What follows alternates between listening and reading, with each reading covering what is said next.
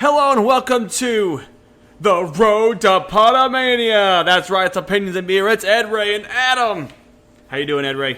Hey, what's going on? Are you excited to be on once again the road to Podamania? Yeah, it's just a shame we don't have our guest host or our second host with us. Oh, he'll come back around closer to in other episodes and upcoming episodes, obviously. But obviously, you and I have started the road to Podamania years back, talking about wrestling, and it's the second most popular segment of the Opinions and Beer, and so it's great to have you on for the first episode of the road. Indeed. Indubiously. But before we get on to Royal Rumble chat and what's going on in the wrestling world, we want to get to the beer of the day. And today's beer of the day is brought to you by Equal Parts Brewing Company. Bonesaw. This is a double black IPA coming in at 9% in alcohol by volume. My God. That's all it says. The second word, equal parts, Bonesaw. It's a black IPA. Jesus Christ. No little cute remarks. This is a beer. What they're trying to say. Black IPA. Are you an IPA fan, Ed Ray? I'm not sure what kind of beer I like, if any at all. Well, IPAs are typically not black. So this means that we could be drinking poison. Well, this is a unique style of the IPA. Well, it's growing in popularity, definitely, but it's basically a darker malt IPA, which is very fascinating. So, Ed Ray. Who smelled that beer? It smells pretty grassy, huh? Yep. Very grassy and IPA-ish, very earth, smells like mowed grass. Smells like hops. Very hoppy. Yeah, fresh hops, fresh Bavarian hops. Holy shit, Bavarian hops! Good God. Bonesaw. What a scary name. You see, there's kind of like a saw look. I don't know what the fuck that is. Anyways, this is probably a beer that Macho Man Randy Savage would have had. Hey, Macho Man Randy Savage is Bonesaw in Spider-Man. Ooh, yeah. This beer just happens to tie into wrestling, doesn't it? I planned it all along. Anyways, let's F it. There's not much to say about this beer. Black IPA, interesting, 9%. So this is a heavy hitter. Let's go ahead and try this beer. Ugh. Oh yeah. Not as hoppy as it's more. This is the first black IPA that leans more to the porter side of things.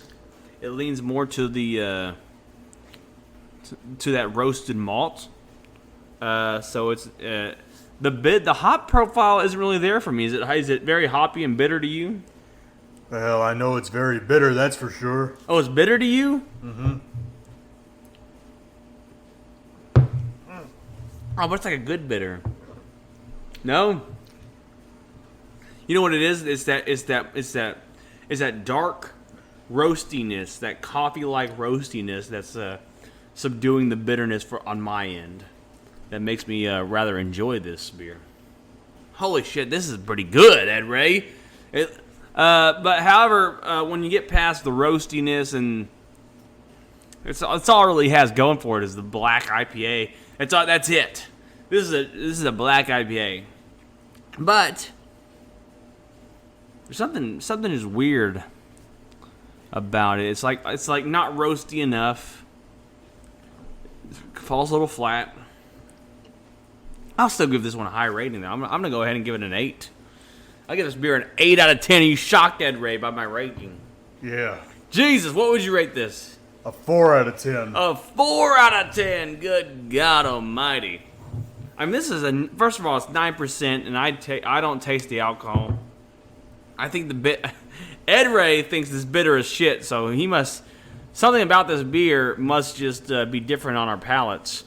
But on my palate, the roasted malt subdues any bitterness of the hops that may be there in this double IPA. What's the IBUs on this? Doesn't say the IBUs. I'd be interested to know. Anyways, fun stuff. Houston, Texas. Oh, equal parts is in Houston, Texas? I didn't know that. Brewed and canned in the 2nd Ward.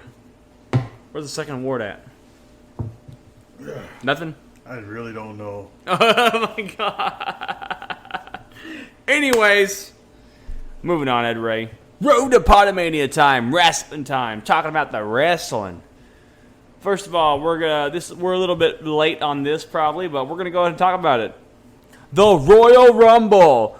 Let's give our review on the Royal Rumble and the things that have happened since then. First of all, what was that opening match in the Royal Rumble? Roman Reigns versus Seth Rollins. Roman Reigns versus Seth Rollins. A lot of people online upset about the ending, but it was an ending that actually made sense. Well, yeah, I mean, Roman had to look good in defeat and at the same time protect Seth Rollins so he could advance his own storylines. Indeed. Your thoughts on the match in general? Oh, it was very good. I will agree that the finish kind of felt flat because Seth Rollins could have been very close to the ropes and then passed out and then have his arm counted 3. But instead, the referee aided Seth Rollins into getting into the ropes, and that was what screwed the finish. Yeah, that was weird, huh? Yeah, because a pass-out finish in this situation would have made Seth Rollins pretty strong in defeat. He did aid him, didn't he? Yeah, the referee aided him. We saw that Yeah, live. I know. That was weird. And that was what pissed off a lot of fans. That's too much. Too crazy. Now, had Roman Reigns done a different disqualification finish, like a blatant low blow, then yeah, people would have been pissed. But I don't think they would have been pissed to the extent of not letting go in time for the count. Yeah, that I guess that's an odd way to get DQ'd. That doesn't happen, huh? Well, you know what though, that's surprising because I never see that happen anymore. The not breaking the hold. Yeah, I mean, I haven't seen something like that since The Rock versus Kurt Angle. Yeah, because I mean, usually people break. Usually, even heels will be forced to break the hold. Like, oh, get off him now, get off. Where like they didn't even force the Roman Reigns. They didn't even try to break the hold of Roman Reigns before the last count. You know what I mean? They just counted to 5 and you're DQ'd. Shit. But interesting little thing there. It was a really solid opener though. I mean, it was you were surprised by how good it was. Yeah, because we never thought that Roman Reigns and Seth Rollins could even have that type of a match, especially in an opener, but they surprised me. Yeah, indeed. Next up, we had I guess the next match we should talk about is the tag team match. What were your thoughts on the Edge and Beth Phoenix versus the Miz and Maurice tag team match? Well, the psychology with Edge and the Miz, it was pretty good. They made Maurice look very weak in there because all she did was just attack Edge and get Beth Phoenix distracted, etc., etc. I mean, this is a typical tag team match, a typical mixed tag team match. Would you say that this match was probably the least impressive on the card? Second least impressive. Second least impressive. Yeah.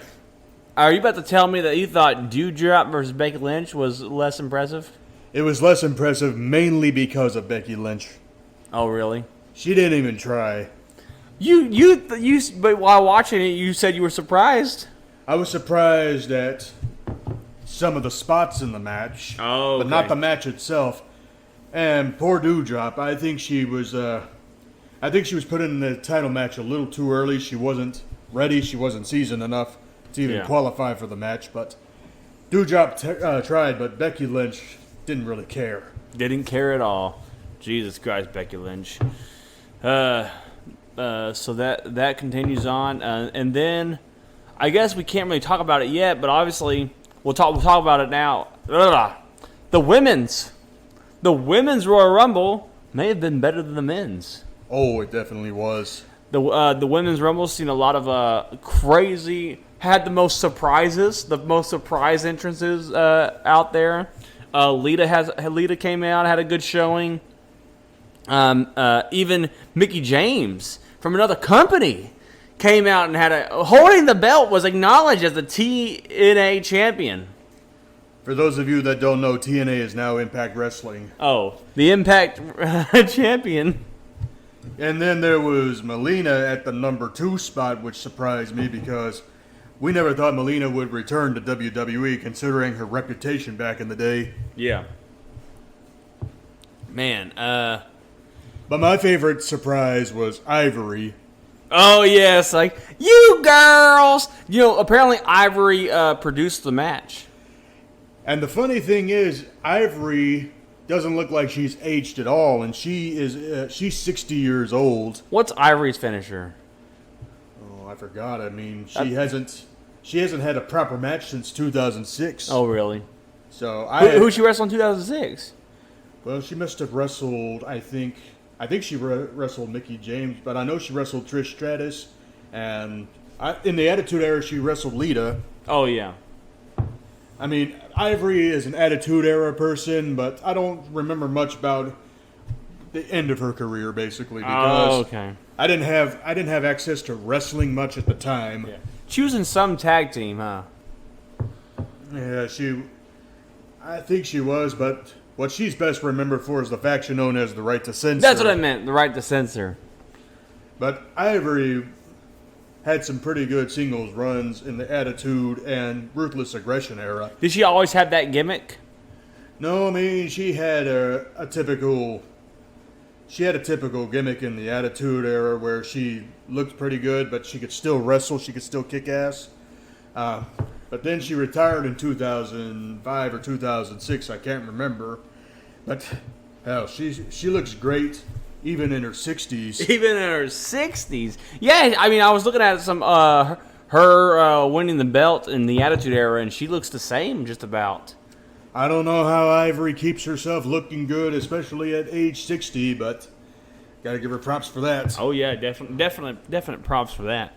I mean, I guess the biggest thing here was that Ronda Rousey won after all that, but you know what? She didn't win at number 30. She came in at an earlier spot, and she actually was able to work for a little bit. She was able to work the match, not for too long, but long enough to kind of give her a little bit more credibility.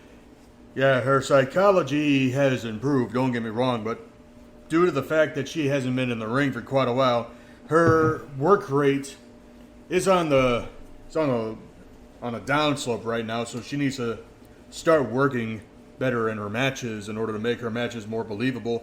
I know it is her return match since WrestleMania, but winning the Royal Rumble, that's a different story.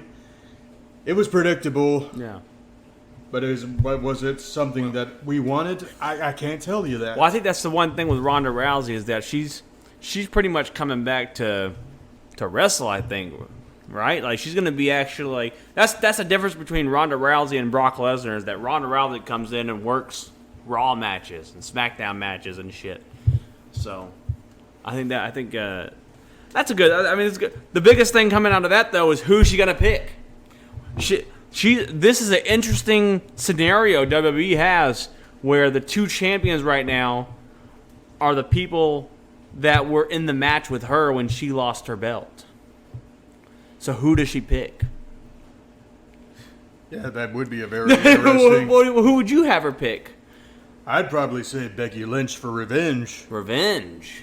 Yeah, because believe it or not, Becky Lynch broke Ronda Rousey's hand at WrestleMania. Oh, shit. And that's a good reason to be vengeful.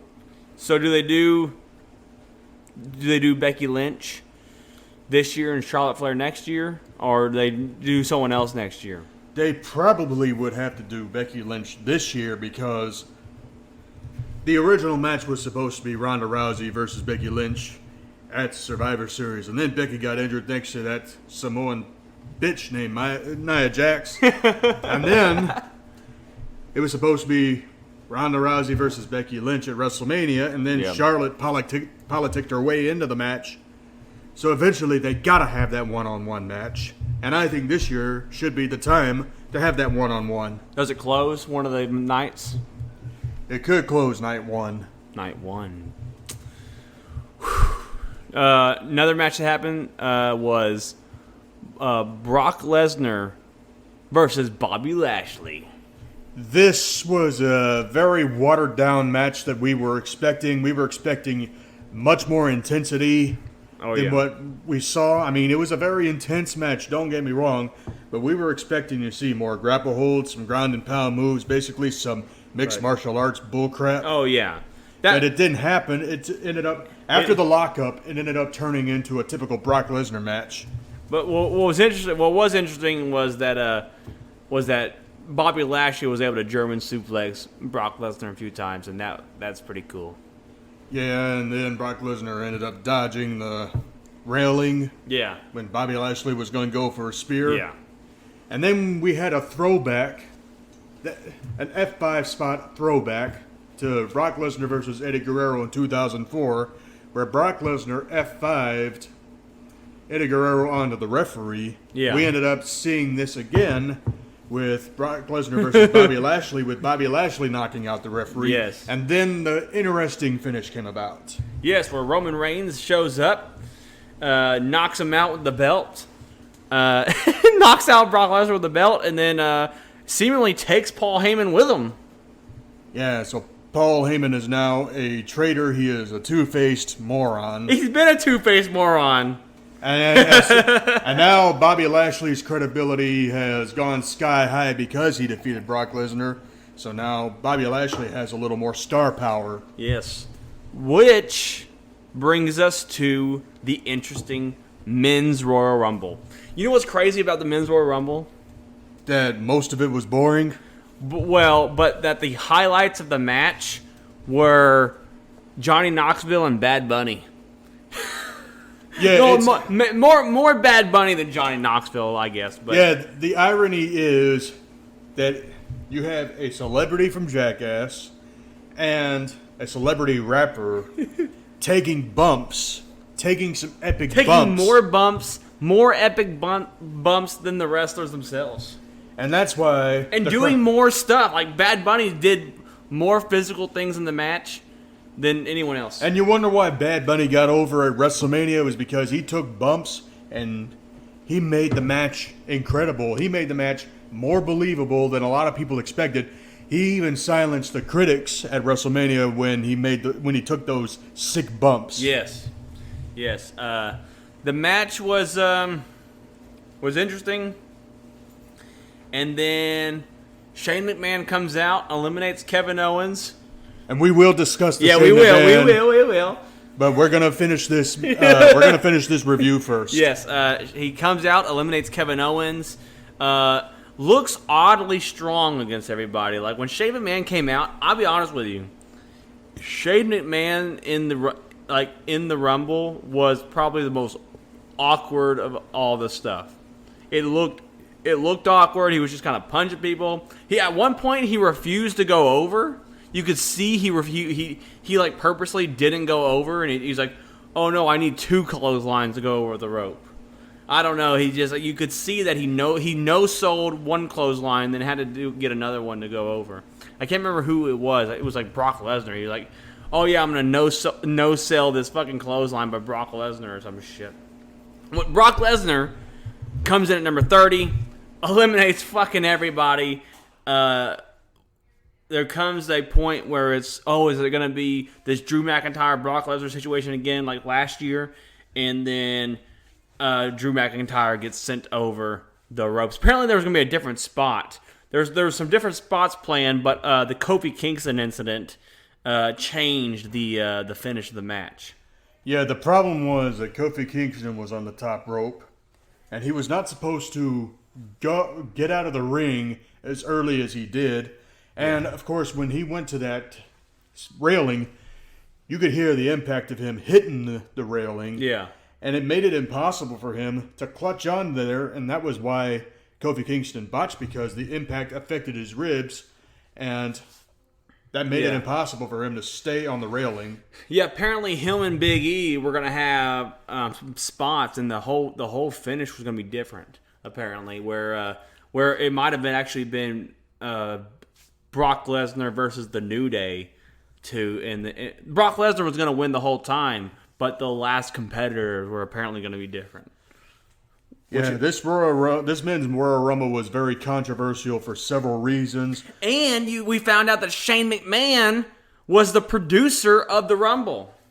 And we'll talk about that right after this review. But aside from what you're trying to talk about, the problem was that there was no definitive finish at the beginning of this whole planning out thing, because originally Matt Riddle was going to win. But the problem is with Matt Riddle, he don't have any star power. He's not very over. I mean, yeah, he can fight, he can wrestle and stuff, but he doesn't have enough star power to justify winning the Royal Rumble. And then 20 times before the Royal Rumble finally started, there were constant changes to the point where wrestlers were getting pissed. Yeah. So there was a combination of elements that made the men's Royal Rumble look like absolute crap overall. Yeah. And then Brock Lesnar wins, obviously. Shane McMahon produced this segment. We'll talk about that later, but I want to go forward about what's happening. Monday Night Raw happened recently, and we now have a better picture. We have a confusing picture of what's about to happen. So Brock Lesnar did what he said, he did what everyone thought he would do, and he went and said, hey, I'm using my Royal Rumble cash-in. I'm using my Royal Rumble ticket against Roman Reigns. So it's me versus Roman Reigns at WrestleMania. But I want that match to be champion versus champion. And now Brock Lesnar has been entered into the Elimination Chamber at Saudi Arabia with Bobby Lashley as champion. Who walks out of Elimination Chamber as champion? I'm going to have to say Brock Lesnar. No! Because what I think is going to happen is at WrestleMania, there's going to be two champions, title versus title. It's going to be a unification of the titles, which means that the brand split era is finally going to end. I don't want that to end. I like brand split. I think brand split worked well during that original John Cena era, during 2003. I thought... Yeah, it worked well back then, but it isn't working now. Because, they're doing it different now. Is why? Because back then there was Raw pay-per-views and SmackDown pay-per-views, and they had enough storylines and characters to where, like, the SmackDown pay-per-views and Raw pay-per-views had plenty of storylines going on. Almost every character had a decent storyline to be intertwined in back then, and they for some reason they only focus on the large picture and not like these mini lines for some reason. And that's why the brand split of the modern era has failed. Yeah, I just feel like they should have. What the problem is, I guess, is that these bigger networks, because I guess CW didn't give a shit. But the CW channel didn't give a shit, I guess, or whoever it was that had SmackDown at the time, but now with Fox and they want their stars, they want the stars on their show to be on the pay-per-view. So whenever you say, oh no, we're only gonna have a pay-per-view every other month, and so those stars will only be on the pay-per-view every other month. It's like, no, you know what I mean. So I feel like at the time the reason why it worked is CW probably didn't dip their fingers in SmackDown. You know what I mean? They probably didn't give a shit what was happening on SmackDown. I can only imagine. CW doesn't give a fuck about nothing. Look at their shows. Look at the shows that end up there. Anyways, the brand split can work. I hope they don't. I think Bobby Lashley pins Brock Lesnar clean to establish his championship reign more so. going into WrestleMania to face whoever's going to face him. Probably Seth Rollins or something weird. I hope we get a good challenger for Bobby Lashley. But what if Brock Lesnar wins Elimination Chamber and the WWE decides to unify the titles? That's too crazy. I don't want. They already said that they're not doing champion versus champion. Or I thought the rumor mill was that they're not doing champion versus champion. This is just a way for them to say, "Oh, we might do it. We might do champion versus champion." But you never know. Vince McMahon changes his mind at random even before the matches. Well, apparently the championships are locked in. That's what I heard. The championships are for sure 100% locked in. No changing them. That's what I hear. We'll see about that after the Elimination Chamber, because if Brock Lesnar wins and then there's a championship unification at WrestleMania, then this may mean that the brand split era is finally going to end, and that means subsequently the other championships are going to either unify or be retired. You know, originally Shane McMahon was going to be in the chamber. Here we go. Here we talk about it. So another thing in the news, of wrestling news. Shane McMahon got fired. Shane McMahon was fired after completely botching and pretty much pissing off the entire WWE locker room with the Men's Rumble producing, because he produced and basically wrote the Men's Rumble. He then got in a heated argument with his father, who confronted him about his fuck ups. Because Shane McMahon was supposed to be on Raw. He was supposed to be a big name heading into WrestleMania season. They even thought about doing him versus Bobby Lashley at Mania. And so, like, they were building up. They were going to have Shane McMahon do some stuff, but he came in with some sort of ego trip, and I'm the son of the owner. And guess what? The son of the owner was fired by the owner. What are your thoughts on this? Do you think it was deserving, or?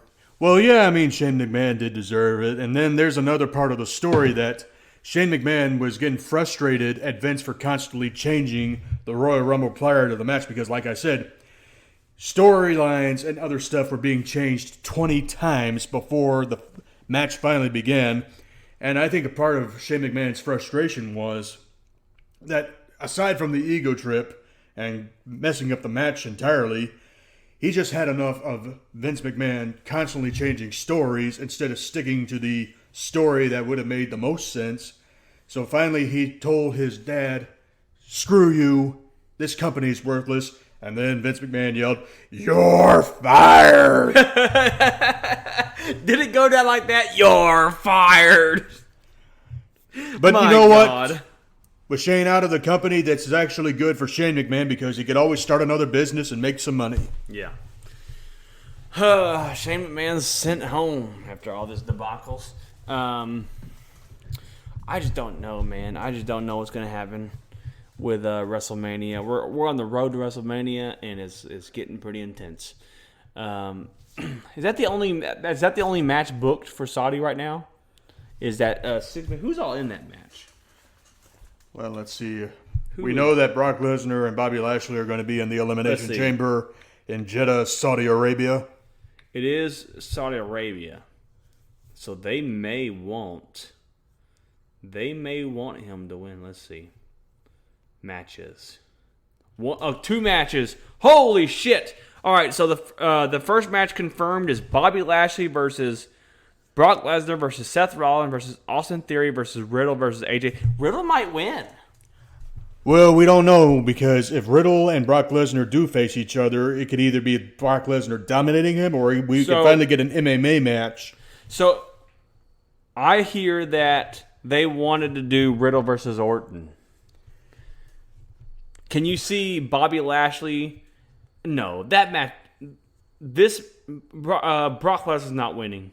If anything, Roman Reigns shows up and costs him again. But how can he interfere in a chamber match? Motherfuck you! How? How do you get in there? They do that all the time! Roman Reigns literally interfered in a chamber match like 2 chambers ago. 2 chambers ago. Yes! He's done it before. He's Superman. He like broke into the chamber and Superman punched somebody or some shit. Yeah, but how did he break into the chamber? He just walked when someone was eliminated. He came in and beat somebody up. Oh, so basically they waited until the door opened before he got in there. Yes. I think Brock Lesnar loses to Shenanigans.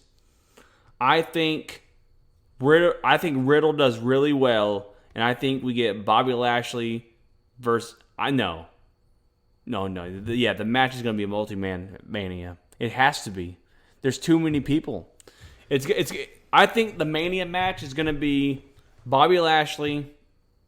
I think it's going to be everybody in this match except Brock Lesnar, and then add Randy Orton. I think it'll be Bobby Lashley, Seth Rollins, Austin Theory. Let's see. Bobby Lashley, Seth Rollins, Austin Theory, Riddle, AJ Styles, Randy Orton. I think that is the Mania match.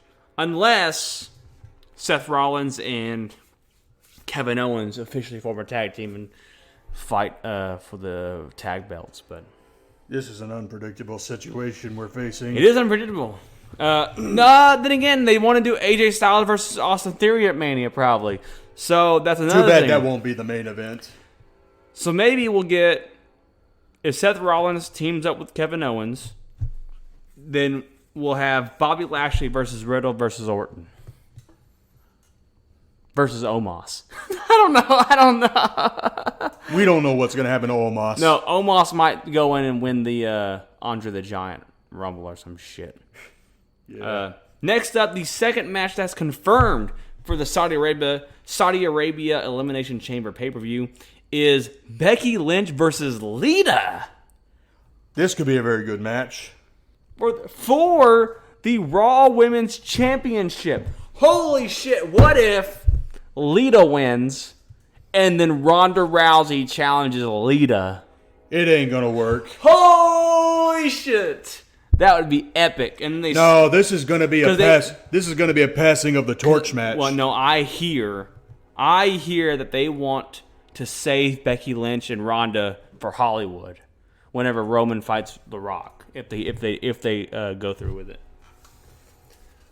Yeah, but Leda winning the championship in 2022, that ain't going to work. It might. They love nostalgia shit, especially Saudi Arabia. Saudi Arabia made fucking Goldberg beat the Fiend. And look how much of a crap match that was. It don't matter. That's what It's what Saudi Arabia wants. Leda is past her prime. There's no way she could carry the title. If Saudi Arabia, she's got to carry it to fucking WrestleMania. That's it. But who's going to beat Leda if she wins? I just told you, Ronda Rousey. But what if Ronda Rousey gets Charlotte? Then Becky Lynch wins the rematch. Huh. And a true passing the torch. But I don't know. Becky Lynch versus Leda is a solid. Unless we did they already do Charlotte versus Leda? No, they did. They did Charlotte versus Trish Stratus. We saw the match, and Trish Stratus passed the torch to Charlotte. What if Becky beats Leda? Ronda challenges Becky. Leda challenges Charlotte. That I would like to see. That would be a match. Charlotte Flair versus Leda. My God, Charlotte Flair, the best women's wrestler right now, and fucking. And it doesn't matter what people think about Charlotte Flair. She's very good at her craft. It's only the people that are not very good at wrestling she don't want to work with. Man. Like Nia Jax. Yeah, right. He slapped the shit out of her. That shoot fight did more for Charlotte Flair than it did for anybody else. My God. I wonder if there's going to be... Is there only going to be one chamber? I wonder... Who the fuck does Roman Reigns fight? That's a good question. Is Roman Reigns going to Saudi or not? Probably not. He may not go. Roman Reigns may not go to Saudi this year for Elimination Chamber. And of course, Sami Zayn is not going to go to Saudi Arabia. Yeah, who does he fight? Who does Roman Reigns fight? Goldberg, maybe? Who the fuck do they get? Who do they get? I gotta know. Who is Roman Reigns fighting at Elimination Chamber. Beats Bryan, retains Universal title. That's last year's Elimination Chamber. So they don't have anything for Roman Reigns yet, as far as I'm concerned. Yeah, I guess we don't know yet. I don't know. I don't know what they're gonna do. That's an interesting thing, and we'll come back when it's time to talk about that stuff. Anyways, overall, it's been a interesting build up right now. We are completely confused about what the official match card will be at WrestleMania, which is honestly that's a good sign. That means they have built enough unpredictability around Mania that we don't know what the matches will be. And it's going to make for very entertaining show, to say the least, even if some of the feuds or the storylines wind up being a total cluster. I wonder if they bring... Who's the celebrity? Talking about... Who's the celebrity they bring in for Mania? You know what I think it is? I think it's Sami Zayn versus Johnny Knoxville. Yeah, I mean, Johnny Knoxville may not be relevant today like he was 20 years ago, but he's still a big part of wrestling fans' childhood, you know. Because even if he didn't make any appearances in the Attitude Era, his star power alone is what drew people to his product. Oh, yeah. Yeah, Roman Reigns doing a lot. I mean, I say Roman Reigns. Johnny Knoxville obviously did a couple of movies with The Rock. Especially Walking Tall. He did Walking Tall with The Rock, which is a WWE Studios film. I think he's done like 2 studio films for WWE, if I'm not mistaken. But I want to see what if we get Johnny Knoxville versus Bad Bunny in a Jackass style match. No, it's gonna be. I can see it being a tag match though. I can see.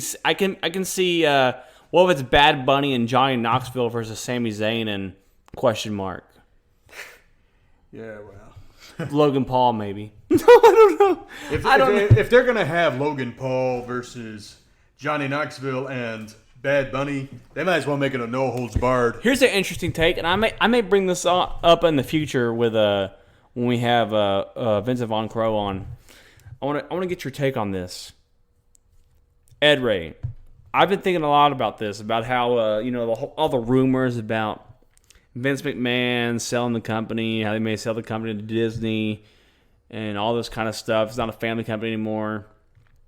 And then people are saying, especially with the fact that Bad Bunny and Johnny Knoxville did really well, what are your thoughts if WWE became legitimately just celebrities? Then it would be unwatchable because it defeats the purpose. You can't just have a wrestling company revolve around celebrities all the time.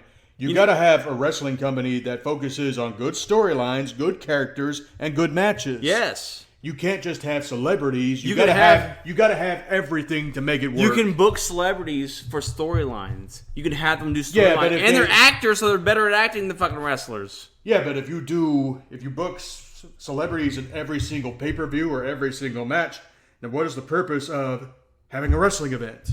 They're doing it. I'm telling you, man. Just think about this. Think about Disney. Think about Disney buying WWE and them being able to do fucking Iron Man versus Kylo Ren in a fucking wrestling match. Think about them being able to do Wolverine, people that fucking were doing. I want to see. I think it's a good idea because I think it's the closest we'll ever get to celebrity deathmatch. This is the difference between Adam and I. He's pro-celebrity. He's all about showboating, glitz and glamour, and all that. All I want. They can do it though.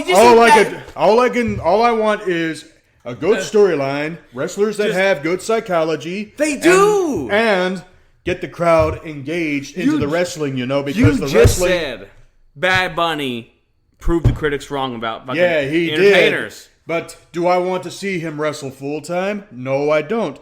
keep them for special occasions. Just like other celebrities, keep them for special occasions and let the wrestlers do the job that they were assigned to do full time. Wrestlers are fucking actors. A. B. There are jacked up fucking actors that could do it. There are jacked up actors that would look like wrestlers that could portray wrestlers. But can actors do the stunts that wrestlers can do? Yes, I fucking talked to them. You can Cabal, all these Mortal Kombat cast, all the Mortal Kombat cast could come and be the part-time. I'm telling you, wrestlers don't need to be wrestlers anymore. Wrestlers can be actors. Wrestlers can be the stuntmen. They don't have to be it anymore. Ladies and gentlemen, Adam has become the new Vince Russo. No, I'm just saying. I'm looking at this because that seems to be the issue. Right now, because wrestlers are wrestlers, the issue with wrestling is that wrestlers are wrestlers. That's the biggest issue because... And you know why wrestlers are just wrestlers? Because they're not given enough time to develop their in-ring psychology these days. Exactly. Because everybody is in a damn hurry to get into the ring and ply their craft without even thinking straight. Exactly. So that's why it'd be good to have celebrities because they're already famous. They already have... Think about fucking Ryan Reynolds as Deadpool. Have Deadpool fight fucking Spider-Man or some shit. Yeah, but if you have celebrities as wrestlers 24/7... then how long is it going to be before the crowd gets disinterested in those people compared to actual wrestlers? Never, because there's always a new celebrity. TikTok, fucking YouTube, there's always a new celebrity to bring in to fight somebody. Exactly. This is some Vince Russo levels of bullcrap that I've ever heard. It's not Vince Russo level of bullcrap. You are a fan of Vince Russo, admit it. No, I'm not a fan of Vince Russo. I'm just saying. I'm trying to explain. I'm trying to get it through your head. It's a good idea. Yeah, it won't last long. Keep them for special occasions and let the wrestlers do the full time stuff. I mean, look at the people they've gotten. Okay, it's bad example. Stone Cold was a wrestler. He saved WWE from bankruptcy. You think he would have saved WWE from bankruptcy if he was already a celebrity prior to 1998? Yes! No. Lawrence Taylor was a celebrity, and he didn't do jack for WWE back in the 90s. Liberace didn't do anything for WWE. What made Stone Cold? What made Stone Cold was his psychology. And fighting Mike Tyson. Mike Tyson saved the WWE. No, he didn't, because Mike Tyson saved the WWE from bankruptcy. People were like, holy shit, Stone Cold just fucking stood up to Mike Tyson? And what happened after WrestleMania? Mike Tyson was no longer a factor, and Stone Cold's stock ended up becoming even bigger. Undertaker's stock. Mike Tyson brought the eyes to Stone Cold. And who kept the eyes? Stone Cold. Exactly. And then who brought more eyes? The Rock. The Rock was not a celebrity before he became famous. And now he's the most famous person in the world. So, see, this is exactly what I'm talking about. We can highlight. No, celebrity people can come in and highlight the lesser known people. Yeah, and the lesser known people eventually establish their star power, and that's why you don't need celebrities 24/7. You just save them for the special occasions. That's it. You need different celebrities. Yes, you every month. No, not every month. Oh, yes. Every special pay-per-view. Save your celebrities for Royal Rumble, for WrestleMania, for SummerSlam, and for Survivor Series. You need a celebrity in a match every month to establish the new characters, to establish a new fucking person. They need a feud with somebody. You know what? No one gave a shit about Sami Zayn until fucking Johnny Knoxville feuded with Sami Zayn and went to the fucking new late night show and said, "Oh yeah, this Sami Zayn guy's a bastard." And I was like, holy shit, who's Sami Zayn? Sami Zayn fucking is trending worldwide because fucking Johnny Knoxville mentioned him. Well, you need... And Sami Zayn's not a new wrestler. That's the thing. These people are unknown. The good wrestlers are unknown. These people that are, decent, are, that have been established in WWE, they're unknown. You need a celebrity every month to shine the light on a wrestler. But how many times a month? I guess for the to build up the pay-per-view, to build up to the pay-per-view, and then when the pay-per-view's over, that's it. And then you get a new celebrity to build up to that pay-per-view for you wanted celebrities to be on WWE full time. I say no to that because it ruins the credibility of the people that are already there working full-time, working their butts off. It doesn't ruin their credibility because when you see how it might if a fucking if every celebrity that comes on from now on was a Bad Bunny situation, then yeah, it would ruin their fucking credibility because these fucking rando fucking people spent how many years training in this profession and then some guy walks in and does it better than them? I think their identity's already ruined. These gurus, these scam artists. Wrestlers are scam artists, Ed Ray. Have you ever tried to look up a wrestling school? It's fucking like $3,000, $2,000, thousands of dollars to get trained to fake fight when fucking actors do that all the time. Stuntmen do it all the time without training. They just go and get trained on the job or some bullshit. I'm just saying. I think their credibility is being ticked away. It's being ticked away. And whose fault is that? Whose? WWE's fault. It's not. It's fucking all these little tiny children that are getting hired. You see all these tiny ass children, and like that's what even Johnny Knoxville went on. In fact, Johnny Knoxville, even though he's helping Sami Zayn get popular, he really did hurt by going on the talk show and saying that, oh yeah, they're the size of me now. I can fight them now. That's why I'm in the Rumble. They're the size of me, which they are. There's no fucking like. Wrestling is no longer larger than life. And it's your next door neighbors. It's your fucking next door neighbors. And this is why the government needs to legalize steroids so wrestlers can get back on a steroid regimen.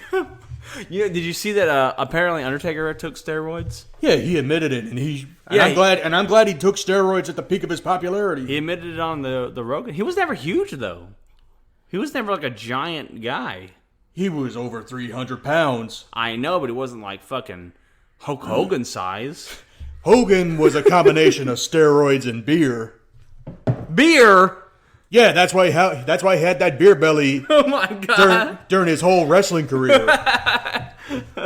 Ultimate Warrior? How about Ultimate Warrior? Ultimate Warrior did steroids all the time. Just all the time. He was just, oh man, look, it's 2:30. You know what that means? Dear Congress, please legalize steroids so wrestlers can start looking good again. And that baseball can be fun again. And football. No. Football, they have too much brain damage for steroids. That's where we get Chris Benoit situations. Rest in peace, Chris Benoit. Anyways, Royal Rumble overall, I thought Royal Rumble overall was a solid pay-per-view. To be honest, a lot of people are shitting on it, saying it was horrible and jack shit. Well, you say that Royal Rumble was solid. I'd have to say it's down the middle for me. Well, I mean, it was solid for a road to WrestleMania, right?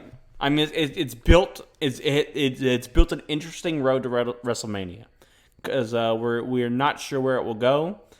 Especially based on the current champions and the current storylines going on, we do not have a clue how they're going to paint WrestleMania.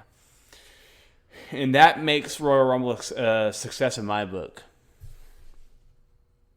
Because the Royal Rumble is the kickoff of the road to WrestleMania. I mean, that's the start. I think the overall booking, not just for the men's Royal Rumble, I'm saying the matches in between the Rumbles, some of them were good, some of them were crap. And then the men's Royal Rumble was a constant cluster even before the match began. So that's why I'm saying it's down the middle because some of it was good, some of it wasn't. They need to do better for next year. Need to do better for next year. Well, that's just your opinion. And that's fine, because all we have here are opinions, wrestling, and beer.